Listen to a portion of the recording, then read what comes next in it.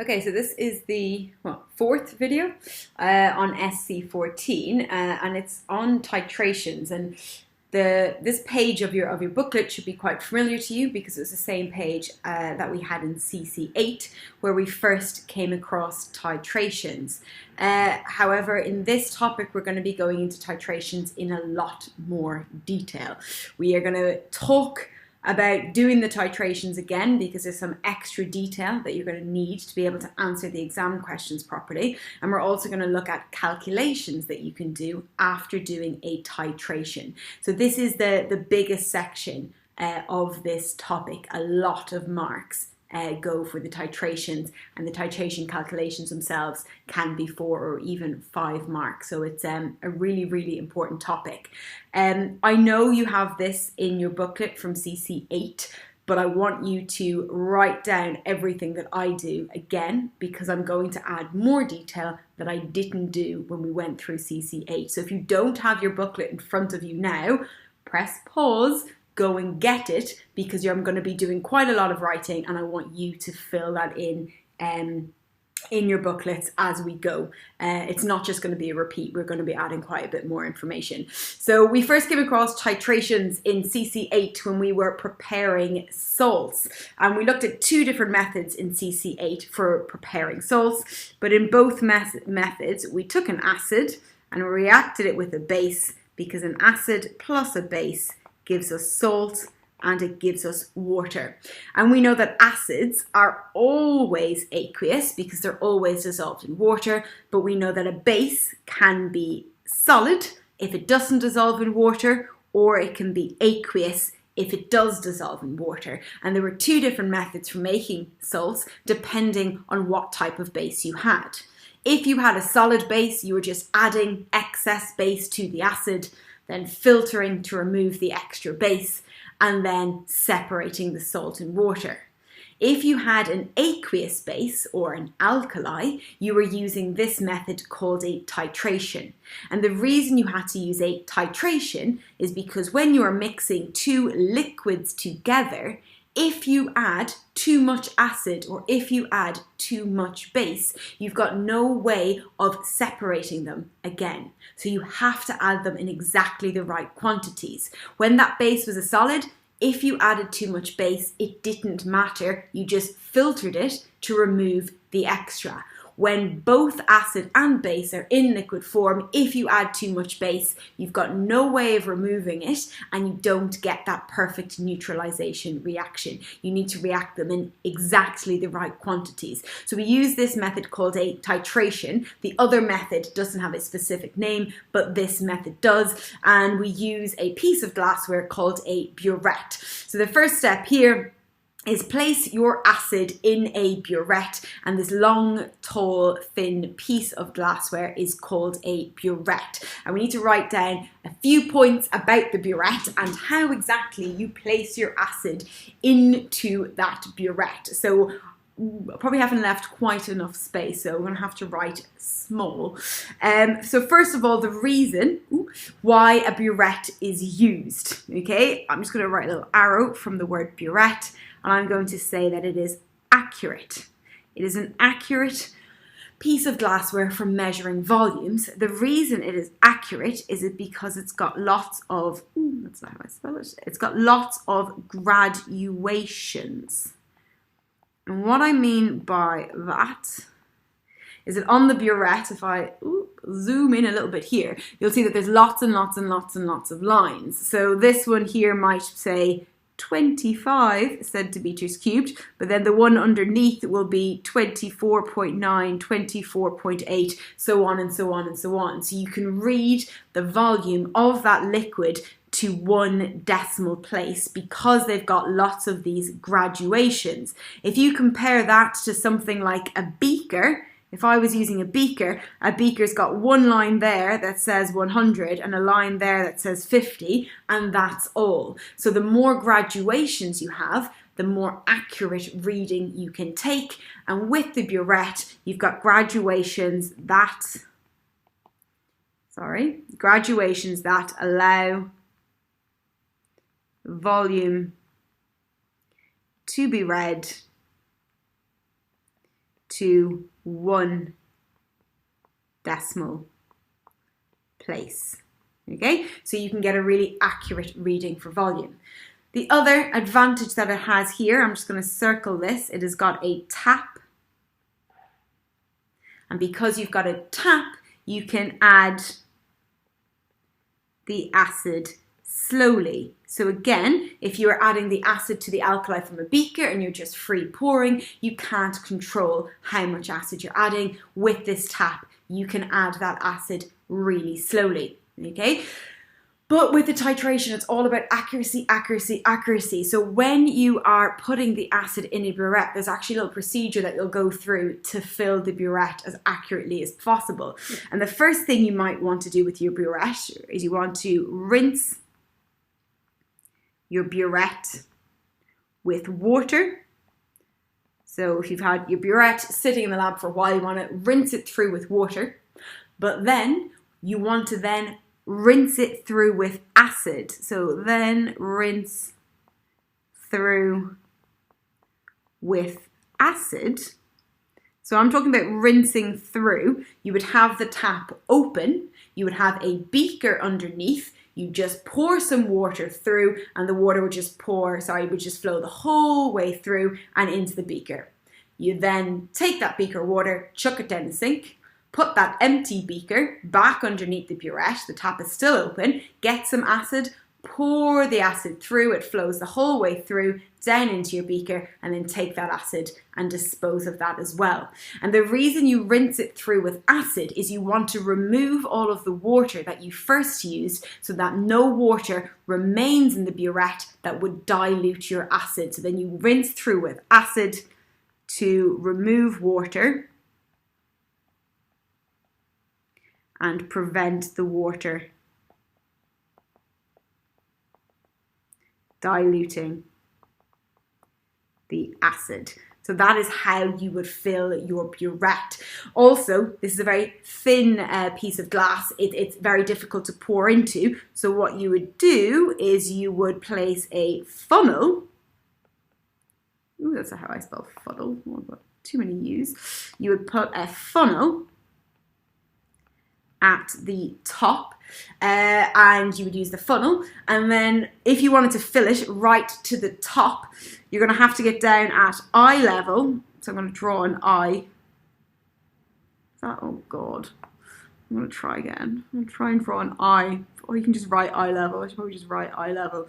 You're going to get down there at, there you go, that's, yeah, you're going to get down there at eye level, and you need to make sure that the bottom of the meniscus is on the line. Now what do I mean by meniscus? Okay, so when you've got this really thin piece of glassware and you pour a liquid in, the liquid doesn't sit as a flat straight line when you pour it in, okay?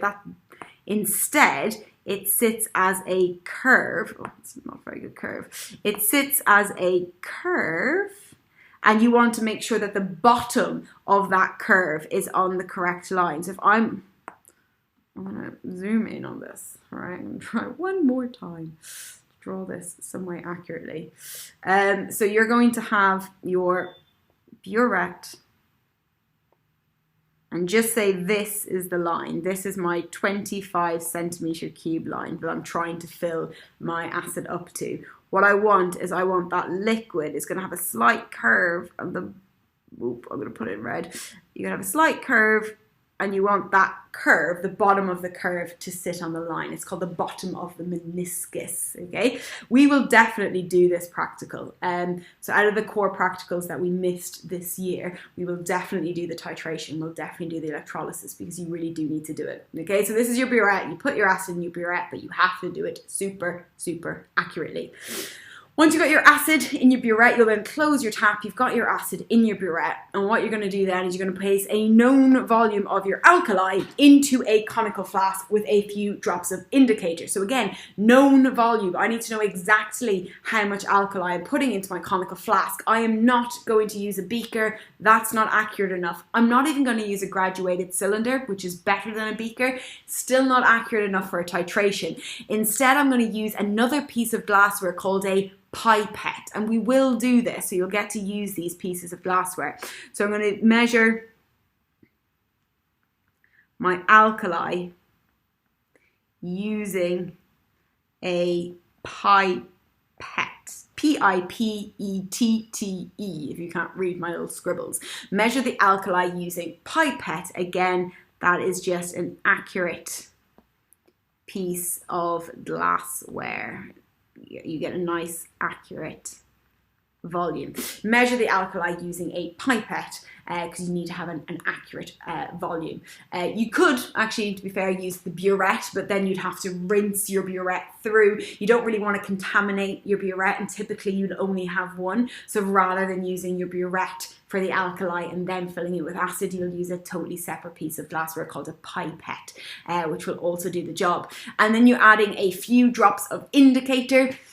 Typical indicator that we use in titrations is either phenolphthalein or methyl orange. And I know I spoke about phenolphthalein when we did this before, but there is another one, methyl orange. So you do have this in your CC8 booklet. So you've got phenolphthalein, which goes from colorless. Sorry, actually we put it in the alkali, so it's going from pink to colorless. But you could also add methyl orange and it would go from yellow to red. Okay, so you just want that sharp color change, and phenolphthalein and methyl orange will both give you that sharp color change. So indicator,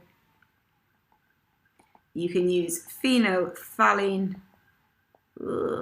spelled something like that, phenolphthalein, or you can use methyl orange. And do learn methyl orange, because when you do these exam questions based on this topic, they sometimes ask you for methyl orange. So you can use either. Again, you get a sharp color change. You don't use a universal indicator because it goes through a series of different colors.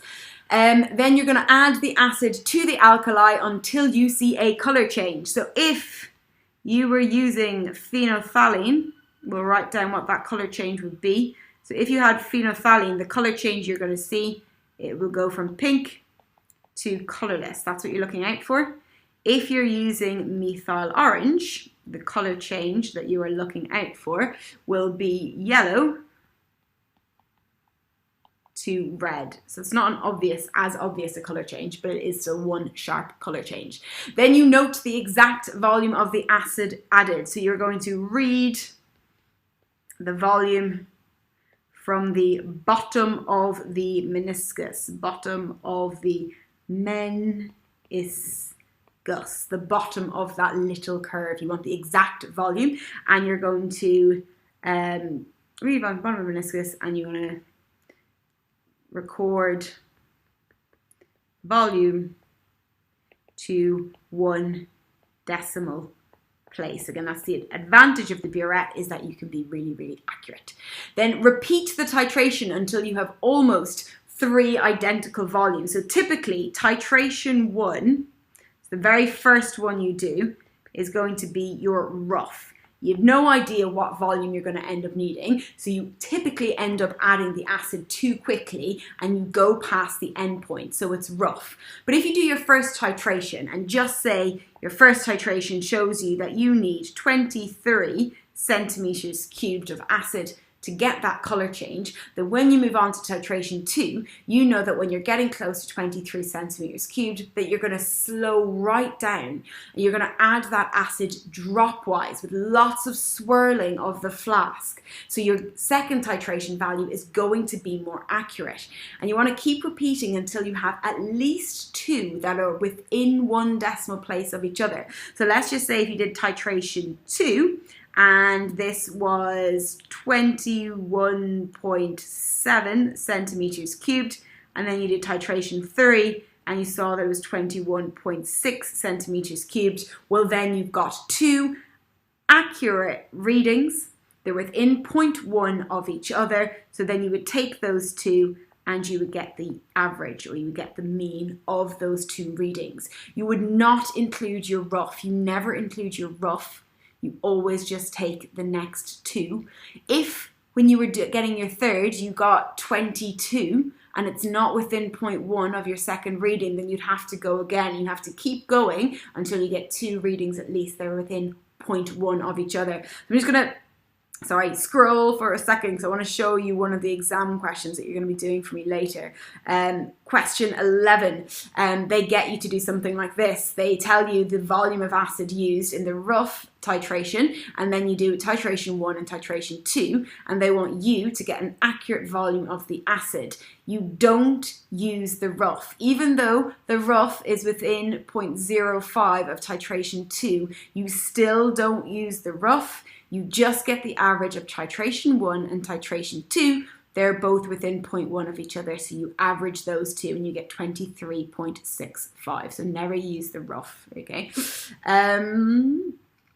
So you have to do it super accurately, so you might have to do it a couple of times. And then once you know exactly how much acid you are supposed to be adding, then you can do the titration without the indicator. The reason is because you don't want the indicator to contaminate your salt. So the indicator would contaminate your salt, and the aim is to get a pure salt.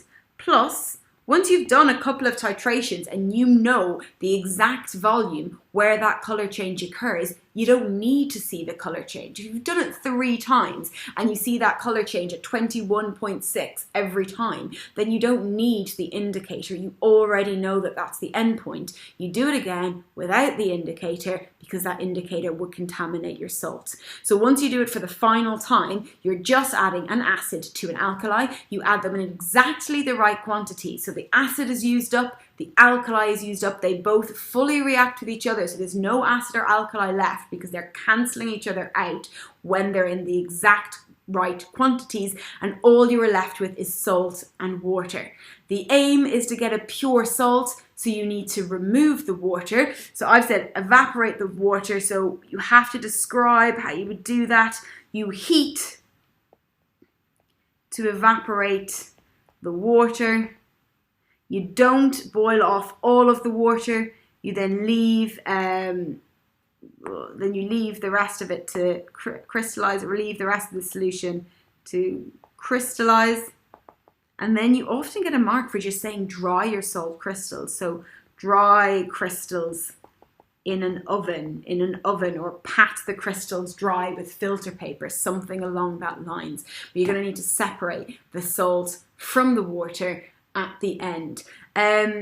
So there are exam questions on this at the end, and there are lots of questions about how you carry out a titration. As I said, we will definitely do it next year, but it's all about accuracy and precision. So you have the mark schemes as well to be able to look at what's required for the answer, so you know exactly what you need to say, but a lot of it is to do with filling the glassware correctly, taking the readings at eye level, bottom of the meniscus, washing the burette first, all of that kind of stuff, and then just making sure you've got accurate readings.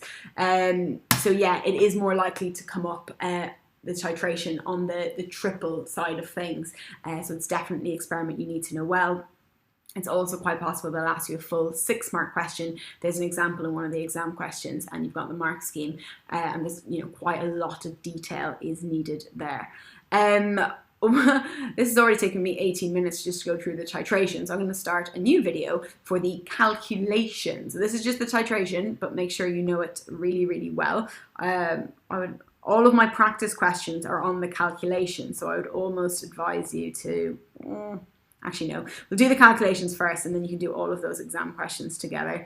So yeah, I'm going to do another video now where I do the calculations that relate to titrations. So make sure you watch that one as well. It's very important.